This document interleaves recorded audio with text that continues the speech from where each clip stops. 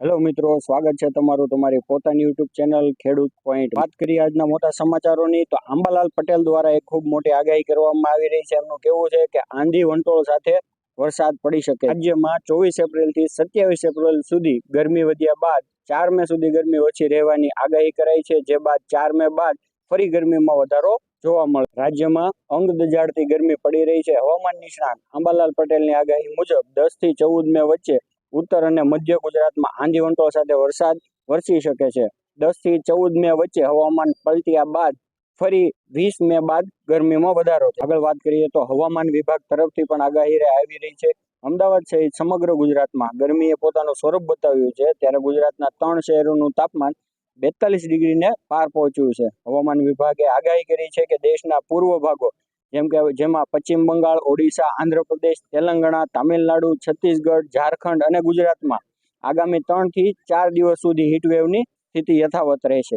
બીજી તરફ wind pattern બદલાઈ છે, જેની અસર તાપમાન પર પણ પડી છે અને તેમાં ઘટાડો નોંધાયો છે. રાજ્યમાં મોટાભાગના સેન્ટરો પર તાપમાનમાં ઘટાડો થયો છે. પાછલા 24 કલાકમાં હવામાન સૂકું રહ્યું છે અને આગામી દિવસોમાં પણ હવામાન સૂકું રહેવાની આગાહી. આગળ વાત કરીએ નવી યોજનાની, તો સગર્ભા માતાઓ માટે નમોશ્રી યોજનાની રાજ્ય સરકારે જાહેરાત કરી છે, જેના માટે 750 કરોડ રૂપિયાની ફાળવણી કરવામાં આવી છે.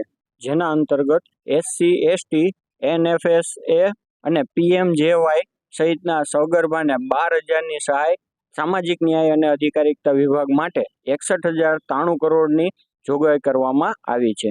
આગળ વાત કરીએ તો ટ્રેક્ટર ખરીદવા માટે મળશે 40%ની સબસિડી. જ્યાં મિત્રો ખેડૂતો માટે મિની ટ્રેક્ટર અને ટ્રોલી ખરીદવા ગુજરાત સરકારે આઈ ખેડૂત પોર્ટલ ઉપર નવી યોજનાની શરૂઆત કરી છે. બાગાયતી ખેતી કરતા ખેડૂતોને કુલ ખર્ચના 40% અથવા તો વધુમાં વધુ 2 લાખ સુધીની સહાયતા આપવામાં આવશે. જેમાં મિની ટ્રેક્ટર ટ્રોલી સાથે 20 HP સુધીનું ટ્રેક્ટર લેવા માટે ખર્ચના 40% કે વધુમાં વધુ 2 લાખ રૂપિયાની મર્યાદામાં સહાય આપવામાં આવશે. જ્યારે આ યોજનાની ખાસ વાત એ છે કે 3 વર્ષથી ઉપરના 0.50 હેક્ટર એટલે કે અડધો હેક્ટર વાવેતર ધરાવતા ખેડૂતોને પણ આ સહાય લાભ મળવા પાત્ર થશે અને 6 વર્ષે એક વખત સહાય મળવા પાત્ર રહેશે. સહાય મેળવવા માટે તમે અરજી ફોર્મ આઈ ખેડૂત પોર્ટલની વેબસાઇટ પર જઈને ભરી શકો છો. આગળ વાત કરીએ તો ભારતીય ડાક દ્વારા એટલે કે ઇન્ડિયન પોસ્ટ દ્વારા એક નવી યોજના બહાર પડી છે. સરકારે નાણાકીય વર્ષ 2023-24ના ઓક્ટોબર-ડિસેમ્બર સમયગાળા માટે કિસાન વિકાસ પત્ર પર 7.5% વ્યાજની જાહેરાત કરી છે.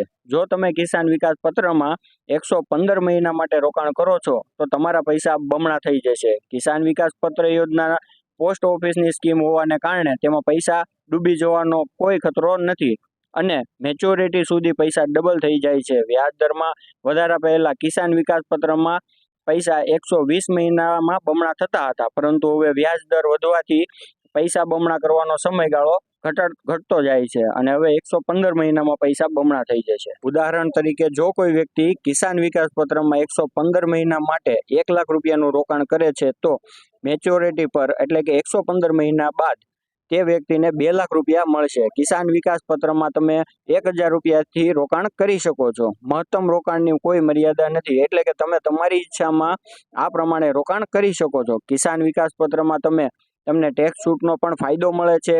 કિસાન વિકાસ પત્ર યોજનામાં ખાતું ખોલાવવા માટે પોસ્ટ ઓફિસમાં સેવિંગ એકાઉન્ટ હોવું જોઈએ, જેના દ્વારા તમે સરળતાથી કિસાન વિકાસ પત્રમાં એકાઉન્ટ ખોલાવી શકો છો. આગળ વાત કરીએ તો 10,000નું મીટર મફતમાં. રાજકોટની અંદર લગાવવામાં આવ્યા છે સ્માર્ટ વીજ મીટર. PGVCL દ્વારા સૌરાષ્ટ્ર ઝોનમાં સૌ પ્રથમ રાજકોટમાં સ્માર્ટ વીજ મીટર લગાવવાની કામગીરીનો પ્રારંભ કરાયો છે. જે અંતર્ગત રાજકોટ પશ્ચિમ ગુજરાત વીજ કોર્પોરેશન લિમિટેડના મેનેજિંગ ડાયરેક્ટરના બંગલાની સાથે સાથે 10 કર્મચારીના ઘરે સ્માર્ટ પ્રીપેડ મીટર લગાવવામાં આવ્યા છે. આ મીટર AI ટેકનોલોજીના આધારિત છે. ગ્રાહકો મોબાઈલ એપ્લિકેશન દ્વારા એક ક્લિકથી મીટરને ચાલુ બંધ કરી શકે છે. કયા દિવસે કેટલી વીજળીનો વપરાશ થયો છે તે પણ મોબાઈલમાં એપ મારફતે જાણી શકે, તેમજ મોબાઈલ એપ દ્વારા તમે રિચાર્જ પણ કરી શકશો. તો મિત્રો, આ સ્માર્ટ વીજળી મીટર ગુજરાતમાં લગાવવાનું શરૂ થઈ ગયું છે. 2025 આવે તે પહેલા આખા ગુજરાતની અંદર આ સ્માર્ટ વીજળી મીટર લગાવવામાં આવશે. મિત્રો, તમને જણાવી દઈએ કે બજારની અંદર આ સ્માર્ટ મીટરની કિંમત 10,000 છે, પરંતુ ગુજરાત સરકાર તરફથી મફતમાં લગાવવામાં આવી રહ્યા છે. આગળ પશુપાલકો માટે આવી રહી છે એક મોટી ખુશખબર. એશિયાની સૌથી મોટી બનાસ ડેરીએ લોકસભાની ચૂંટણી વચ્ચે પશુપાલકોને ભાવ વધારીની ભેટ આપીને ખુશાલ કરી દીધા છે.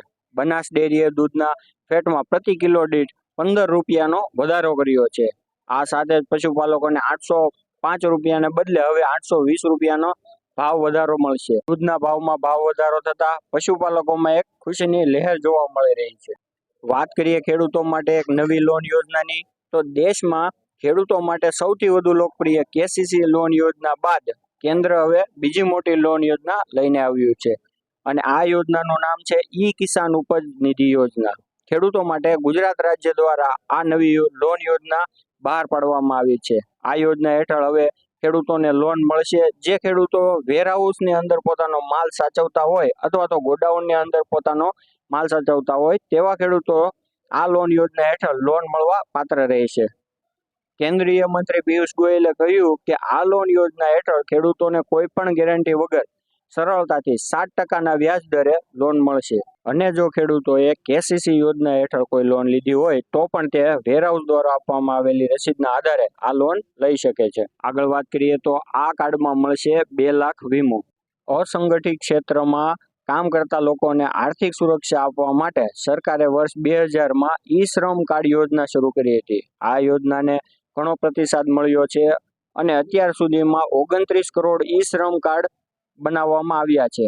આર્થિક સહાય ઉપરાંત સરકાર ઈ શ્રમ કાર્ડ ધરાવતી વ્યક્તિને 2 લાખ રૂપિયાના અકસ્માતી વીમાનો પણ લાભ આપે છે. ઈ શ્રમ કાર્ડ ધારક પ્રધાનમંત્રી શ્રમ યોગી માનધન યોજના, સર્વ રોજગાર માટે રાષ્ટ્રીય પેન્શન યોજના, અટલ પેન્શન યોજના, પ્રધાનમંત્રી જીવન જ્યોતિ વીમા યોજના, પ્રધાનમંત્રી સુરક્ષા વીમા યોજના, પ્રધાનમંત્રી આવાસ યોજના અને રાષ્ટ્રીય સામાજિક યોજના તરીકે લાભ મેળવી શકે છે. તો આ હતા આજના મુખ્ય સમાચાર. રોજે રોજના તાજા અને મહત્વના સમાચાર મેળવવા માટે સબસ્ક્રાઇબ કરો ખેડૂત પોઈન્ટને અને બેલ આઇકન દબાવવાનું ભૂલતા નહીં.